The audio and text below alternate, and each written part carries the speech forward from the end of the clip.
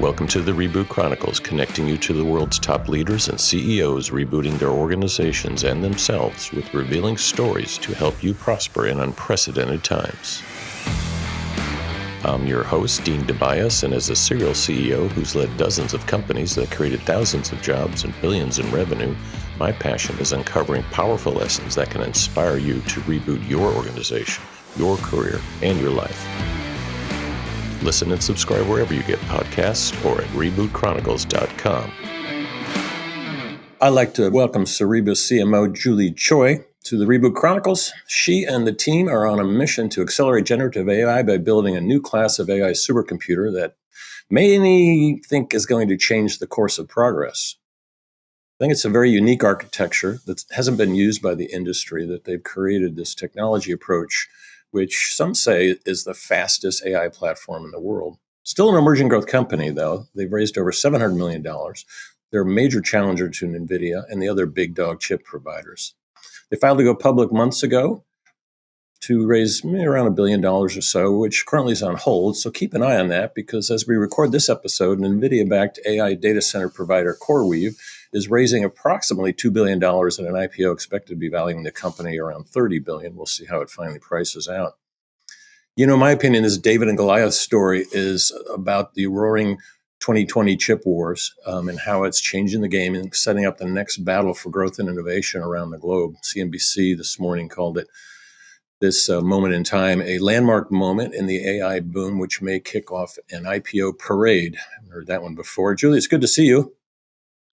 Great to be here, Dean. Thanks so much for having me. You're welcome. I'm a big fan of Cerebras. You guys are doing some amazing things. I kind of called you a startup, but you've been around for a while. You've raised gazillions of dollars. You're challenging the industry. And, we usually don't get into geeky stuff right away. I usually drift into that later in the show. But, you've made some major moves with this hardware. It's like, some say that your wafer scale stuff is like 10 times faster. I think there was a test with some of the hyperscalers where it was 75 times faster than GPU-based offerings. Is that true? Yes, actually, and I think for those listening on the podcast, might be hard to see or impossible to see. Or not see it. Oh, I wow! brought the product today. This is our claim to fame. So what It's I'm holding huge. in I thought it was going to be tiny. This is big as my head. It is. It's Wow. as big as your head, and and it's able to process AI faster than any other chip in the world. And so this is the wafer scale engine, and WSE for short. And this is what Cerebras is very famous for. We're the first and only company to have invented a chip of this size. And as you mentioned, our company, it started around 9 years ago. And it was basically, the whole idea was to create hardware that could really meet the needs of the AI era. And we saw this coming. We saw back in 2016 timeframe, 2015 timeframe, that there would be the need for a new kind of hardware architecture that could keep up with AI. Because at that time, we only had CPUs and GPUs, right? Right. And at that time, and I was working at Intel at the time, so I was at a hardware company. Oh, you're at the core of it. You guys were it. Well, AMD, I guess, was around, but whatever. Oh, for sure. Yeah. AMD, Intel, proud Intel alum. And, Cerebras, the founders, they got together, 5 guys that had worked together for almost 2 decades, even up to that point, and always in hardware, and they love hardware. And they thought about, wow, how can we build something that really meets the needs of this new workload, AI, right? They knew what amazing things GPUs were, and they knew that GPUs wouldn't be enough for, 10 years down the line. And so here we are. Pretty visionary. Maybe tell the audience the difference between CPU and GPU, like, processing versus parallel. But what's the importance there? Yeah, so CPUs, again, invented by Intel. And of course, there's amazing companies like AMD that build CPUs. In fact, we partner with AMD, and AMD's CPUs are in our systems and in our solutions. But CPUs were invented, more than 50 years ago now, perhaps 55 years ago even. And they were Back in the invented. Moore's Law days, yes. Yes, back in the Moore's Law days. And they really are great at general purpose computing. So, serving websites, for example, just to kind of make it relatable for the audience, the initial internet era, wouldn't have existed without CPUs, right? Exactly. This is general purpose computing and an amazing invention. And then about 30 years ago, Nvidia came into being around 30 years ago, maybe even a little more than 30 years. Yeah, I And was doing games back then. They were going to save the games industry, if I recall. yeah, I mean, I don't know if they saved it, but they certainly made gaming a lot more interesting with the invention of the GPU, right? The Right. graphics processor. And GPUs are fundamentally designed for parallel workload. So it's like really good for graphics. And so GPUs came along, amazing at image processing and parallel processing. And then about like 2012, this is when we started discovering how to identify cat versus dog. Right. This was kind of this like very important moment in AI when we needed a processor that could do image basically, like, filter through that image and identify cat versus dog. And at the time, GPUs were just the best design for that kind of work, right? And this Mhm. was around 2012. And here we are in 2025, Dean, right? 13 years later from 2012. And we're looking at an era of intelligent computing like we've never seen, right? It's just completely different. We're way past identification of cat versus dog at Exactly. this. Yeah, one of your investors is leading that charge in a lot of different verticals. G24, both an investor and a massive customer, I think. But before we get to that, thanks for the tutorial. I think it helps a lot of people. But when you look at the industry, it's confusing. A lot of competitors are partners. A lot of partners are competitors. It's all over the place. When you look at Microsoft and CoreWeave and OpenAI and you guys and Nvidia, some are still doing their own hosting, and it's confusing to the mostly the investor community. Most of the CIOs know what to do, but what is your business model? It's both hardware and software. Yes. And so we make the world's fastest AI supercomputers. And so we create these massive AI supercomputing clusters, both on prem and for the cloud.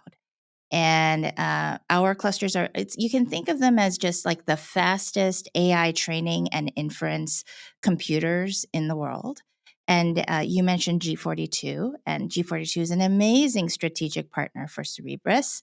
And they've built the largest supercomputers in the world, the fastest and the most powerful on Cerebras. Massive. And so our business model basically is to provide the world's fastest AI inference and AI training solutions through strategic partners like G42. We also work directly with some of the biggest companies in the world in certain domains, like Mayo Clinic. We have a very, very productive and powerful partnership with Mayo Clinic. We work with GlaxoSmithKline. We work with the government, the Department of Energy. There's just so many large organizations that Cerebras is partnering with today to train and deploy the world's best AI models. But primarily, you're embedding your technology inside the equipment that goes into the data centers rather than like doing that yourself, right? Correct, right. So we are equipping G42 to build these incredibly powerful and fast training and inference clusters. Yep. For Mayo Clinic basically is training their own genomic models with Cerebras. So we have a very, very specialized team of machine learning scientists that are partnering with Mayo Clinic to create these genomic foundation models, and they're using Cerebras compute in our own cloud. Like we have our own cluster. So either customers can create clusters using our compute, or we can also give customers like Mayo Clinic time and expertise to help them develop their own models. So it sounds like you have a services business too, which is smart. Yes. Especially in the early days. I mentioned the roaring 2020's war. It's like it seems like there's a land grab going on, and hardware guys have their own centers, their own service models. Well, we need that in order to spur the growth and innovation, for instance, in healthcare. Well, probably one of the most complicated ones, I think easier than financial services. Because like you said, you're going through, genome algorithms, not, YouTube videos. Oh, yeah. This is like very, very proprietary, de-identified exome data. So um, companies like Mayo Clinic they cannot just give that kind of data to a third-party model company, right? Yeah, They have to build their own models. that explains it. All right. So in the opening, I mentioned we use the word big dog on these programs and in my Forbes articles, which are the the established players out there used to work with. So when you look at Nvidia, you look at AMD, you look at Intel, Microsoft, even Grog and others. How do you see yourself competing in that space, or is it a partnership and competing thing? It's hard to see who's the true. We always ask, who do you hate on this program? It's like, who's your biggest competitor, and what are you doing strategically to, maybe not take them out, but to take the lead? Yeah, thank you. I think that to really understand Cerebras, the reason why I joined this company was because Cerebras is the only training and inference hardware platform that consistently is at least 10 times faster and more power efficient Wow. than Nvidia. I mean, I just how could I think that is like the ultimate opportunity, right? It's the technology. The Cerebras wafer scale chip is so fast and power efficient at large scale AI inference and training. I mean, it's the only product in town that's at least 10 times and many times 20 times, right? Right. And that one thing that's 75 times faster than GPU, that was hosting, of course, but yeah, that was with probably Facebook. I think you guys denounced. Yeah, That must llama. that must have been pretty exciting on Llama. Oh my gosh, we love open source models. We've been training open source models and deploying open source models. We're the fastest llamas in the world. And And, so Meta is an important partner, not just for us, but the entire developer ecosystem. And so since last fall, Cerebras has been serving the fastest Llama 70B models. Of course, we have the fastest 8B models at like more than probably 3,000 tokens per second at this point. But when we launched our support of Meta's Llama models last fall, we were 70 times faster than hyperscalers based on GPUs. right. And that is hardware. That is the fundamental Cerebras wafer scale advantage, right? The way the chip was designed, it just moves the data on the chip. You don't have to ever leave it. And it's just a much more efficient way of computing.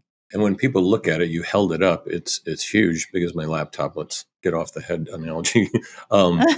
It's because you put it all on that platform, so it's not going somewhere else, and it can process faster because it's integrated.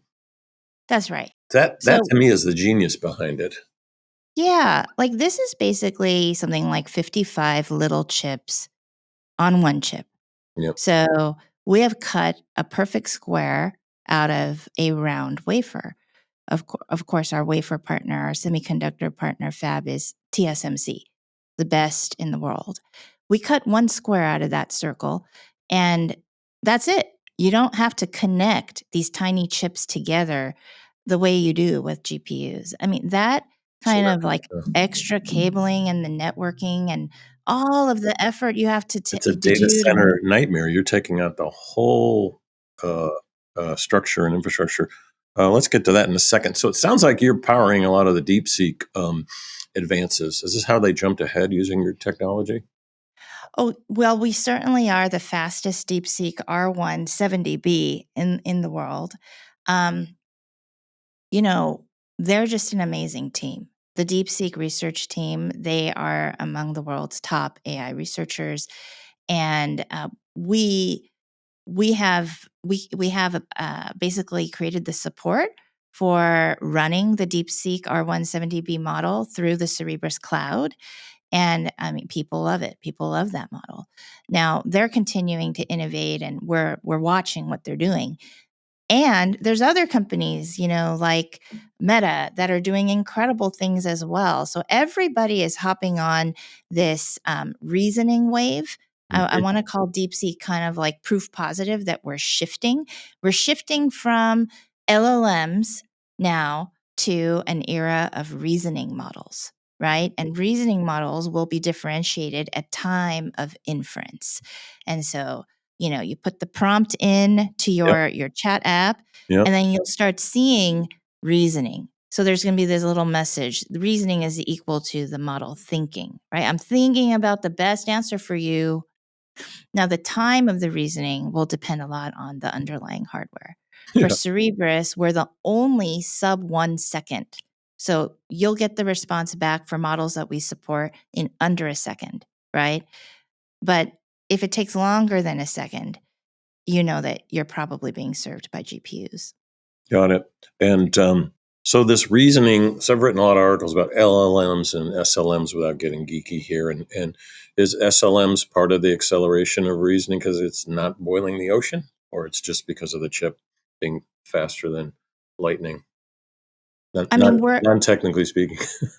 yeah, I mean, it is super fast. And we'll be serving small language models, as I mentioned, like the Llama 70B, but also 8B, right? 8 billion will always be orders of magnitude faster at inference time on the wafer. Um, but really, where you start to see the advantage is going to be these larger models. I mean, 8B is awesome. You know Yep. what I'm saying? Like small language models and smaller models at 8B or 8 billion parameters or less, they're very interesting for, I think, prototypes. But when you really want an application that's enterprise grade, you want the best intelligence built into that. And those models are going to be bigger. The best models are trillions of parameters. And so, how do you bring that level of intelligence, that premium intelligence, into your company's AI applications? How do you make that tenable? You don't want people waiting. Say, let's just come up with a consumer brand. I'm shopping for spring break vacations for my family, right? Hmm. And I use Expedia. I use Kayak. How can Expedia or Kayak make me wait 4 minutes? Well, they But want to, besides showing you an ad, that's one I reason. mean, exactly. Like I'm so trained to like sub 1 second returns. You're probably the toughest customer. Yeah, I'm a busy mom. I don't have time to wait Well, 4 minutes for you're a anything. tech guru too, so yeah. Oh, yeah. So it's like, I mean, I really think that companies like Expedia, Kayak, etc., they want the best AI, and they don't want to trade off quality either. They want the best AI models that are going to be the reasoning models, and they're going to want to be able to serve that intelligence fast. And so this is kind of like the era we're running into is, the most intelligent models, which we know are bigger, are now going to have reasoning capabilities, and they're going to need a different kind of underlying hardware architecture to be served in less than minutes. I like it. So what is this doing to, I advise a couple data center companies, one really big, one smaller. And what does this do to their planning? Because a lot of them are, they're Nvidia shops. Let's just put it that way. Um, yeah, what kind of impact is this going to have on what we're building out over the next 3 years? Because people are placing long-term bets, 3 to 7 years, almost 10, actually. Yeah, I mean, I think that the data center space is evolving alongside high performance compute providers like Nvidia and Cerebras. And so, truly, like AI capable data centers are going to need liquid cooling. They're going to need the ability to power all of our compute efficiently. And so I think AI data centers, I mean, we've read a lot of news about these cool endeavors from OpenAI as well, like Stargate. Mm-hmm. These are going to be driving the requirements for the next several decades of data centers. And the compute, the needs of the workload, so the workload is AI. The workload is going to drive better and better and more innovative types of hardware, compute. And then that hardware is going to drive the way data centers are designed. And today's state of the art data centers are equipped to cool these incredibly powerful chips, as efficiently as possible, so that we can deliver these delightful AI responses to the world. And will it still be? I mean, they won't be way off track, will they? They're still going to need to rack up equipment. I mean, or is the Oh architecture? yeah. So yeah, I mean, you're still going to need a building, but there is a trillions of dollars going into, let's just call it data center Mm-hmm. construction around the world. And then you've got compute power taking off again, and processing power and training. And do you see a time where, hey, we've overbuilt? The computers are so powerful now, we actually didn't need all this space. Is that ever going to happen, or are they just barely going to keep up with? So we're just where we are now. Well, I think it is, Dean, is the limited space on the planet, is going to force people to really look at the most efficient and innovative ways to do this computing. Yeah, which also involves energy. Good point. So, there's only so much space on the planet. And of course, we can build data centers on Mars. But I don't know that that's happening in 50 years No, time frame. So let's just think, okay, Earth is our constraint. We have limited real estate on Earth to build all of these AI data centers. Well, then we have choices to make about what we fill these data centers with, right? If I'm an AI data center operator, I'm thinking about filling it with the most efficient computing, the types of hardware and software and networking and fabric and cooling and all of the things. Like a data center is like a little city of different electronic components, right? right? I need to think along that supply chain. I mean, every vendor is going to have to modernize. Every single one is going to have to think about power efficiency, cooling. Like, how fast does the data move? It's just, I'm so excited. I'm so excited for uh, what AI is going to unleash in terms of innovation along the entire supply chain from chip to data center. What are you most excited about now? What are you seeing in the next couple of years that's really gets you going in the morning? In fact, like this morning, and this is why I'm a nerd. I'm in marketing, but I'm a total nerd. Okay, and like to stay excited about AI, um, yeah, I have to use AI, right? And so one of the things that I'm so excited about this week, actually, OpenAI just announced their new GPT 4.0 capabilities for image generation. Okay. So I've been really excited about the ability to prompt ChatGPT with images and get these incredibly beautiful, stylistic updates on my photos. So I don't know. I just think like being able to see AI like really kind of transcend text to imagery to eventually video, like this multimedia kind of Right. manifestation of AI. Of course, like the pain there is the 4 minutes. I Yeah. have to say, my feedback to Sam and the crew at OpenAI, I love it. I know how hard it is to do, but you have to get some Cerebras. I cannot wait Good. 4 minutes. I Good cannot plug. wait 4 minutes. But I mean, of course, it's a very small world, and I'm sure we'll be collaborating at some point. Oh, But you will. Competitors um, collaborate. It's a nice problem to have, and it reminds me of the dial-up days when I was running one of the first online games companies. Yeah, the 4 minutes was actually not that bad. right? Now I it's mean, it's unacceptable. It's milliseconds now. It is, but I also grew up during that dial-up era, and you would just wait. You would just wait for AOL to Yeah. finish its thing, and then somehow there was Get this a cup of magic on the coffee. other side. Yeah, Yeah. exactly. Or Yeah, cocktail, get it. depending on the time of day. What's the biggest challenge that you've faced, especially being a CMO and a B2B company is very different. What are you running into?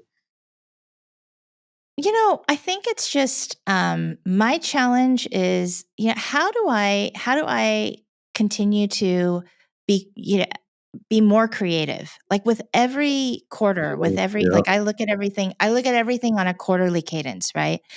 I look back and I go, oh my God, we generated 100 pieces of amazing content this past quarter, which is like great.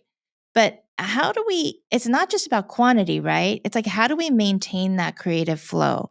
How do we continue to be inspired in our craft? How do we have a good time? Right.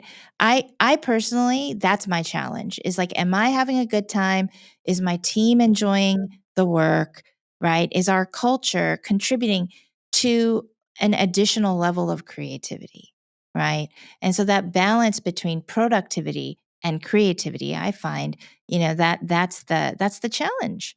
and when you look at the industry, I mean, there's a lot of talk about. There's always talk about what's next, and we changed the acronyms to move the market a little bit. So we're all guilty of that as tech leaders. But we used to talk about quantum as being way out, and now we're talking about it as kind of within the vision scope of planning, which is 5 years versus 20. Uh, Based on everything you've told me, it sounds like you guys are going to have a huge impact on quantum computing, or is that just too different at this point to even think about building products for that? I think quantum is super exciting. I definitely am not the expert in quantum computing, but I can call my friends and we'll find one. Phone a In fact, friend? one of my friends wrote a book on quantum computing. He's a principal distinguished engineer at Google. I think it's closer than we think, 100%, right? Like deep technology like quantum actually has been around for decades, and it'll probably find its way into the mainstream discourse. Who knows? Maybe I'll do marketing for a quantum thing, within the next decade. But I think we have to continue to really be open to being disrupted. Like every hardware architecture has kind of like I'd say 30 to 50 years before the rate of change and the pace of innovation forces you to look at something else. TikTok, right? And so right now, Cerebras is barely 9 years old, our technology. And it's amazing. We don't even know the beginning or the end of what it's going to do. But I would say we have to keep our minds open, and we have to like just, stay open to ideas. And that's kind of different from maybe a public company's mentality. I used to, work at Intel, and you Right. have to think about holding on to your leadership and not letting go. Like that's the challenge of being number one. But as an underdog, you know, maybe the top underdog in my category, it's like I'm just constantly thinking of how can I innovate? How do I get faster? How do I get better at power efficiency? How do I work with like the best companies in the world, right? To build these AI experiences? How do I get 4 minutes to turn into zero point 0.4 milliseconds? Like, and I think quantum is in that category. It New is. chips, new architectures are going to speed things up even more. It will be more power efficient. Wafer scale is amazing, and there's going to be something else amazing to complement. Yeah, and new data center designs. I've seen a couple in the works that are very futuristic looking, but Yeah. so is everything else that you just worked on. Sounds like you've invested the money wisely, and I see a lot of great stuff on Horizon. Whether it's an IPO or somebody buys your company, you guys are definitely a rocket ship. You've worked for the big dogs. Now the underdog, which I love that concept. What have been some of your biggest challenges? What have you rebooted yourself along the way? Yeah, thank you so much, Dean. Yeah, I feel like I'm constantly rebooting myself, as my career in technology now more than 2 decades. And I've worked in software and hardware. I've worked on behalf of developers. I think the reboots are about really honoring what brings me joy. I think Oh, that's kind of how I look at it. I like that. Because I think all of us, we inhabit the real world, right? Like, I have responsibilities. I have a mother, I have a grandmother, I have 2 children, I have a beautiful dog, a husband, and I think pragmatically, but then I think the reboot is always about choosing joy, like meaning. You know what I mean? And Yes. like taking a risk and aligning my time to where can my talent be aligned to something with greater meaning that also brings me joy. And so that's the way I look at it. And if the answers aren't yes, if I'm not feeling joy and meaning in the work, I reboot. I I love it. reboot. Great story. Great advice. Having lived in Silicon Valley where you are, I'm always amazed how people like you can keep up because the pace is relentless. It's crushing it out there. I also like the way you mentioned the dog before your husband. I think she's she's on my mind today. She's having little surgery. She broke a nail oh, while chasing a squirrel. So prayers for Izzy. prayers for Izzy. Uh, Thank you, She'll be Julie. okay. You're welcome, Dean. Thank you. Absolutely. You've been listening to Julie Chow. This is Dean Tobias with the Reboot Chronicles. I want to thank you for joining us today. Click subscribe, watch us wherever you get podcasts or at rebootchronicles.com.